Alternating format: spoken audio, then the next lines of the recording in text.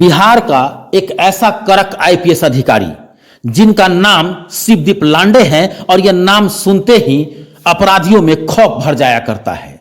अब वही शिवदीप लांडे आईजी बन चुके हैं और सीतामढ़ी पहुंचे हैं। सीमाई इलाकों में जो गब्बर की धार होती है, जो डकैती होती है, उस पर लगाम लगाने और डकैतों को सलाखों के पीछे भेजने, अपराधियों को सलाखों के पीछे भेजने, उसे सजा दिलवाने का जो उनका तरीका रहा है, एक बार फिर से देखने को मिलेगा और सीतामढ़ी में अपराधियों में फिर से खौफ बढ़ेगा। देखिए आईजी शिवदीप लांडे क्या कह रहे हैं। बताया था मैं तो अभी उस वक्त तो स्टेप में था, लेकिन अभी प्रॉपर मैं आईजी के तौर पे मेरे जुडिक्शन में सीतामढ़ी जिला आता है, उसका आज रिव्यू करने आया था और एसपी सीतामढ़ी मनोज से इस बारे में डिटेल में बात हुई, सारा कुछ रिव्यू किया।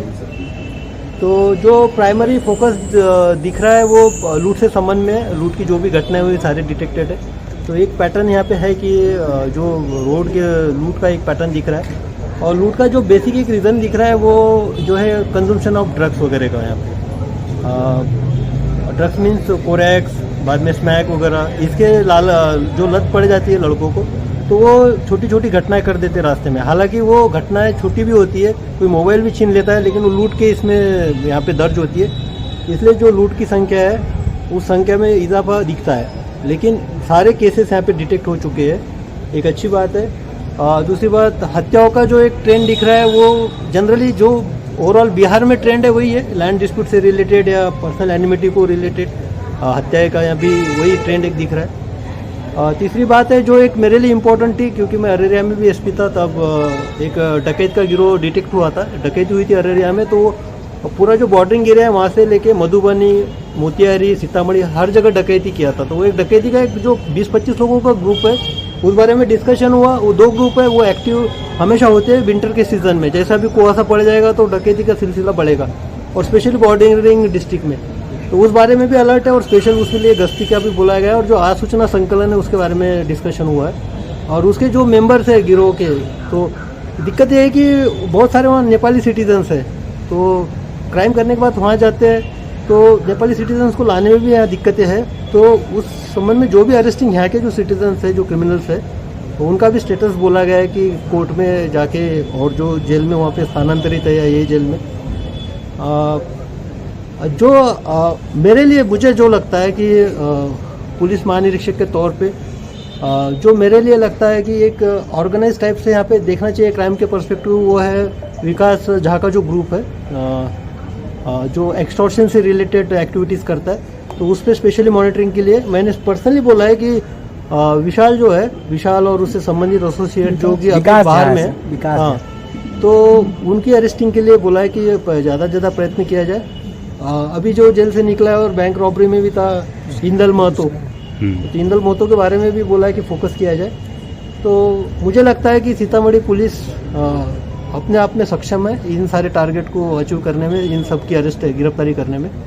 और मैं शुभकामनाएं देता हूं कि इनका लास्ट ईयर का परफॉर्मेंस अच्छा रहा है जब से ये आए यहाँ पे, और आगे भी ये सिलसिला जारी रहेगा। आपके कुछ सवाल है तो पूछ सकते हैं। ड्रग्स एडिक्टेड लड़कों द्वारा जो क्राइम किया जाता है, तो क्या उसको लोकल लेवल पर ड्रग्स की जो मात्रा जो लोग लेते हैं या फिर जो लोग पहुँचाते हैं, उन पर कंट्रोल करने के लिए क्या कदम उठाए जाएंगे? नहीं, एक्चुअली ड्रग्स है, मैं मुंबई में था तो एंटी नार्कोटिक सेल में काम किया मैंने। इनफैक्ट सबसे बड़े केसेस जो वर्ल्ड वाइड थे वो वहाँ पे मेरे नेतृत्व में हुए थे। तो ड्रग्स का एक बेसिक से है कि no one can consume drug without your consent, यानी आपको कोई भी ड्रग्स खिला नहीं सकता आपके कंसेंट के बगैर। कंसेंट यानी आपकी जब तक आप नहीं चाहोगे तब तक आपको फोर्सफुल ले जाए। ये नहीं है कि भाई पिस्तौल लगा दिया कान के नीचे और लूट ले लिया, ऐसे नहीं कि आपको पिस्तौल लगा दिया और बोल दिया कि ड्रग्स ले लो। तो ड्रग्स का जो सिलसिला होता है अपने आप चालू होता है यूथ से। तो उसके लिए एक तो अनुभव के साथ बताता हूँ कि सिर्फ उसके लिए समाज ही ये नहीं है, उसके परिवार से रिलेटेड भी जो बातें हैं वो भी उसके लिए उतनी जिम्मेदार है। तो एक समाज और परिवार की जिम्मेदारी बनती है कि उनके जो बच्चे हैं उस इस लत में न जाए। और दूसरी बात है कि मैं जब कोसी में था एज ए DIG करके, तो एक एग्जांपल बताता हूँ। मधेपुरा में एक ट्रक ड्राइवर की हत्या हुई थी, लूट होके और उसकी हत्या हुई थी। बाद में वो चेस करके उसको पकड़ा गया था, दोनों लड़कों को। पकड़ने के बाद जब उसको थाने में लाया गया, पर्सनली इंट्रोगेशन मैंने किया था उसका, तो उस वक्त उसको पता नहीं था कि उसने गोली मारी है करके, हत्या जैसा एक जघन्य अपराध भी उसने किया। बाद में जब वो नशे के हालत से निकला 3 घंटे के बाद, तो उसको जो पूछा गया तो बोला कि मुझे पता ही नहीं था कि मैंने गोली मारी है या किसी का हत्या भी किया है, मेरी इच्छा तो सिर्फ ट्रक लूटने की थी। तो ये एक इमर्जिंग ट्रेंड है और इमर्जिंग ये धोखा भी है हमारे लिए कि जो यूथ है, यूथ जो कंजम्पशन ऑफ ड्रग्स करता है, बाद में कोरेक्स पीता है, स्मैक पीता है और उस नशे में जो क्राइम करता है, ये एक चैलेंज है, बहुत बड़ा चैलेंज है पुलिस के लिए। मुझे लगता है कि उस बारे में भी जो लोग कारोबारी हैं, जो पहुंचाते हैं, आसानी से बाजार में वो दस्तयाब करा देते हैं ड्रग्स।